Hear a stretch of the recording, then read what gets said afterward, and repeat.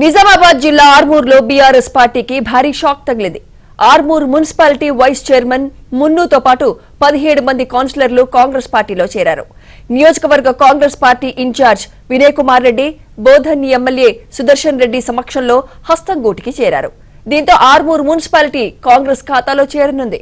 త్వరలో municipal chairman పై అవిశ్వాస తీర్మానం పెట్టే ఛాన్స్ ఉన్నట్లు సమాచారం.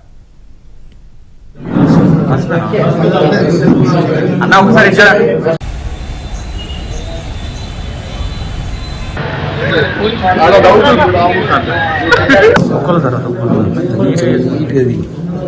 చూడండి అన్న. ఇదే అంశంపై మరింత సమాచారం మా ప్రతినిధి శ్రీపతి అందిస్తారు. శ్రీపతి. సుమిత్ర, ఆర్మూర్ మున్సిపాలిటీకి సంబంధించి మొత్తం కౌన్సిల్ వర్గం అంతా కూడా ప్రస్తుతం కాంగ్రెస్ ఖాతాలో చేరినట్టయింది. మొత్తంగా 32 మంది కౌన్సిలర్లు ఉన్నారు ఈ మున్సిపాలిటీలో. అయితే ప్రస్తుతానికి 17 మంది కౌన్సిలర్లు ఒకే రోజు బీఆర్ఎస్ పార్టీకి రాజీనామా చేసి మొత్తం కాంగ్రెస్ లో చేరారు. ప్రస్తుతం కాంగ్రెస్ కు సంబంధించిన మాజీ మంత్రి అలాగే బోధన్ ఎమ్మెల్యే సుదర్శన్ రెడ్డి సమక్షంలో వీరు కాంగ్రెస్ పార్టీలో చేరారు. దీంతో కాంగ్రెస్ పార్టీ బలం 18కి చేరింది. వాస్తవానికి మొన్నటి వరకు కూడా కాంగ్రెస్ పార్టీకి ఒకే ఒక్క కౌన్సిలర్ ఉన్న పరిస్థితి ఉంది. ఆ ఒక్క కౌన్సిలర్ ద్వారానే ప్రస్తుతం కాంగ్రెస్ పార్టీ కొనసాగింది. ప్రస్తుతం బీఆర్ఎస్ పార్టీకి సంబంధించిన మెజారిటీ సభ్యులంతా కూడా కాంగ్రెస్ లో చేరడంతో ఈ బలం 18కి చేరింది. అయితే మొత్తం 32 మంది సభ్యులున్న ఈ కౌన్సిల్లో 18 మంది కాంగ్రెస్ కౌన్సిలర్లు కావడంతో పూర్తి స్థాయి మెజారిటీ కాంగ్రెస్ పార్టీకి లభించినట్లయింది.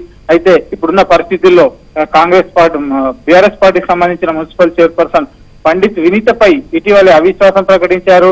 అవిశ్వాసం కూడా నెగ్గింది. అయితే ఈ వినీతపై స్వపక్షానికి సంబంధించిన అంటే బీఆర్ఎస్ పార్టీకి సంబంధించిన కౌన్సిలర్లే తిరుగుబాటు చేశారు. వారితో పాటు కాంగ్రెస్ కౌన్సిలర్ కూడా జతకూడాడు. వీరంతా కలిసి అవిశ్వాసం నెగ్గారు. ఈ అవిశ్వాసం నెగ్గిన తర్వాత అందరూ కలిసి బీఆర్ఎస్ పార్టీకి సంబంధించిన అసంతృప్తులు అలాగే చైర్పర్సన్ పై అవిశ్వాసం పెట్టిన వారంతా కలిసి ప్రస్తుతం కాంగ్రెస్ పార్టీలో చేరారు.